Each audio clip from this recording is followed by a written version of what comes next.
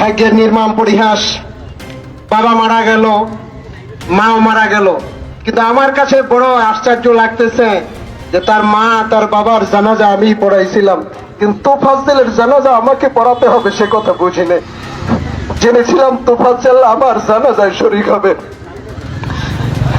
কিন্তু যেখানে মানুষ গড়ার কারিগর, আমার বড় ভাইও ঢাকা ইউনিভার্সিটিতে পড়েছিল, অনেক গিয়েছি ঢাকা ইউনিভার্সিটিতে, কিন্তু নিজের কাছে এখন খুব গেছিলাম এইটাই বড় দুর্বিষহ লাগতেছে যে একটা ছেলেকে কিভাবে নির্যাতন করলে পায়ের গোস্ত খসে পড়তে পারে, কিভাবে রক্তাক্ত হতে পারে।